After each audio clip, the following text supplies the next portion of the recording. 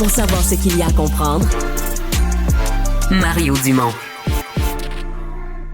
Alors, le pape François qui est décédé hier matin, en fait, c'est dans la nuit pour nous, là, de dimanche à lundi. Hier, on a révélé du côté du Vatican les raisons. On dit qu'il est mort d'un AVC qui aurait été suivi d'un arrêt cardiaque. Gaétan Barrette, médecin et ancien ministre de la Santé, est avec nous. Bonjour, Gaétan. Bonjour, Mario. Qu'est-ce que ça dit, un AVC suivi d'un arrêt cardiaque, dans le genre de conditions où le pape est quand même fragile, où il se trouvait avant, là? Ben, c'est ça, Mario. Il était fragilisé par son épisode de pneumonie, là, de double pneumonie, avec beaucoup de complications.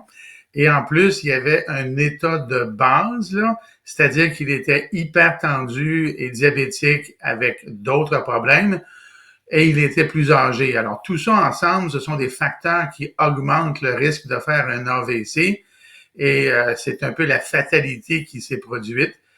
Il en a fait un majeur, et il en est décédé, tout simplement. Parce qu'un AVC, c'est que dans tout ça, c'est un caillot de sang qui est allé se loger au cerveau. Ben, il y a deux façons de faire un AVC.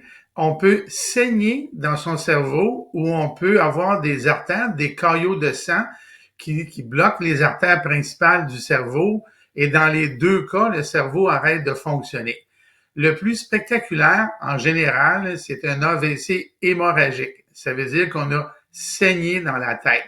Tu sais, Mario, quand on se fait une entorse, mettons, de la cheville, notre cheville enfle, ben le cerveau, c'est la même chose. Si on saigne dans la tête, le cerveau enfle. Le problème, c'est que le cerveau, il est dans ce qu'on appelle la boîte crânienne.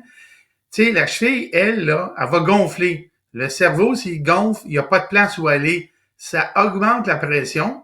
Et en augmentant la pression, ben ça arrête certains morceaux du cerveau de fonctionner. Puis là, je t'explique, c'est bien simple. Tu sais, toi et moi, là, la nuit, là, on pense pas à respirer, puis on pense pas à dire à notre cœur de battre. Il y a des petits centres là, dans le cerveau qui sont des centres de commande qui nous font pour toute la vie respirer et qui font battre le cœur. Alors, si la pression augmente dans le cerveau parce qu'on a saigné dans le cerveau, ça vient empêcher, à cause de la pression augmentée, ces centres-là de fonctionner. Notre cœur arrête, notre respiration arrête et la vie se termine là. C'est la fatalité, malheureusement. Et c'est probablement ça qui est arrivé parce que les AVC ischémiques, les caillots, comme tu viens de dire, ça fait moins ça. Ça le fait aussi, mais c'est moins brutal. Alors lui, là, comme c'est arrivé vraiment là, brutalement d'un coup, il a probablement, je dis probablement parce que je n'ai pas son dossier, là, il a probablement saigné dans la tête, ce qui est fréquent. On voit ça fréquemment et malheureusement, il n'y a rien à faire. Gaétan, j'entends le commentaire, là, je le lis, de gens qui... Parce que semble-t-il qu'on lui avait prescrit, mettons que ça avait été une personne ordinaire, là, on avait prescrit du repos. Après, ça s'est passé 38 jours d'hospitalisation, pneumonie double, au moins 2 mois de repos plus ou moins complet. Et là, ben... il était pas hyper actif, mais quand même, on l'a forcé un peu, ou il s'est forcé lui-même à reprendre certaines activités publiques. Est-ce qu'il peut y avoir un lien entre une certaine fatigue ou un effort, ou quelqu'un qui fait vraiment un effort pour être là, pour se lever, pour s'asseoir dans sa chaise, qui serait pas arrivé s'il était resté couché comme la recommandation de repos? Potentiellement, mais pas automatiquement. Je m'explique. Il était sorti de son épisode, le pape François, puis on l'a vu là en fin de semaine. Il était très affaibli. Et quand on parle, comme je viens de le dire, de segments dans la tête, c'est causé par des vaisseaux fragilisés. Alors, c'est sûr que si on a 88 ans, qu'on sort d'un épisode qui a eu plein de complications, entre autres de la circulation sanguine, là, on est affaibli. Alors, c'est sûr qu'on augmente les chances que ça arrive. Alors, à partir du moment où on est dans cette situation-là, le repos, c'est pour ça qu'on le prescrit. Le repos, là, c'est pour permettre au corps de se restabiliser dans toutes ses fonctions. Maintenant, ça serait peut-être arrivé pareil, là, Mario, mais c'est sûr que ça n'a pas aidé. Moi, je ne fais pas le lien direct, là, parce que les gens vont dire c'est à cause de ça. Je pense qu'il y a un facteur, oui, je suis convaincu à le voir là, médicalement de mon regard de médecin.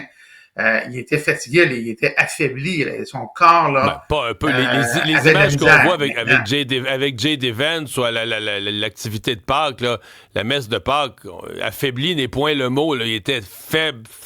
On le sent, ça se voit au premier coup d'œil. Ah oui. Et je veux dire quelque chose qui, là, c'est politique, là, j'exagère probablement un peu, là, mais si le pape François a eu une rencontre émotive avec J.D. Vance dans le sens Monsieur Vance, j'aime pas vos politiques, vous devriez faire attention. Ben, peut-être que ça l'a travaillé un peu. Tu sais, il était hypertendu. Hein. L'hypertension, c'est un des premiers facteurs sur lesquels il faut agir pour prévenir les AVC. Et le diabète, la caractéristique du diabète, c'est fragiliser les petits vaisseaux. Or, dans le cerveau, ce n'est que ça, des petits vaisseaux.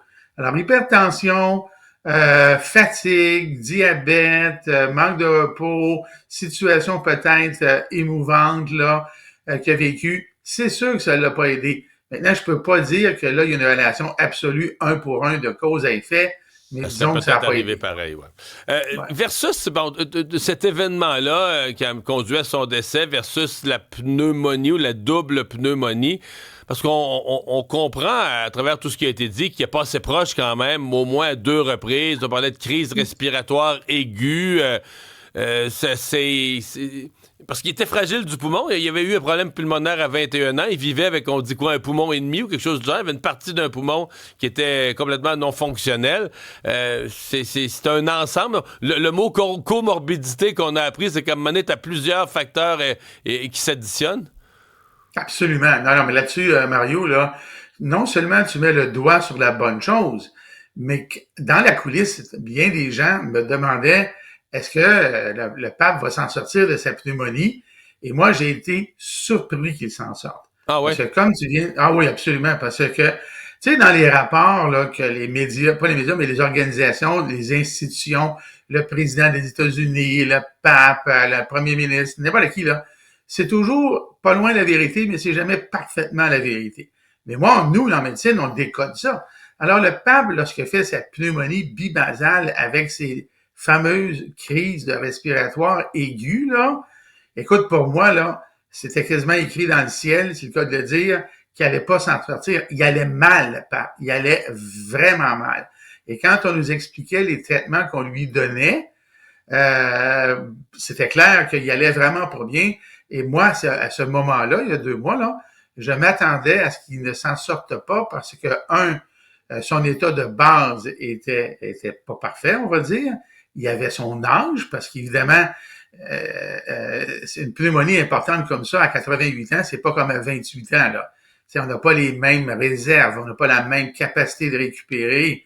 Alors, et le fait aussi, comme tu l'as dit, qu'il lui manquait, on lui avait enlevé un bout de poumon, lui, dans le passé, à cause de ce qu'on appelle une pleurésie, là. Ben, là, lui, était dans un état où, à 88 ans, ça nous emporte. Tu sais, mourir d'une pneumonie, ça arrive, là, même à 8 ans, même à 8 mois. Mais quand on est plus âgé avec ce qu'il avait, c'est une vraie épreuve de laquelle souvent on ne se sort pas. Alors, et en plus, Mario, il y avait eu plein de complications. Nous rappelons qu'on avait dit que ses reins avaient commencé à flancher. Il y avait eu des problèmes de coagulation qui avaient demandé des transfusions. Son corps était affecté. Et quand on dit son corps est affecté, c'est tout le corps, pas juste les poumons. Alors, ceci amène cela. Alors, sérieusement, là, moi, je pensais pas qu'elle allait s'en sortir. C'était quasiment miraculeux, c'est le cas de le dire, qu'il s'en sorte. Et là, ben, la fatalité l'a rattrapé avec une pathologie, là, un événement, un AVC, quand même très courant chez les personnes de cet âge-là. Eh bien, Gaétan Barrette, merci beaucoup pour ces explications. Merci. Bonne journée. Bonne journée à tout le monde.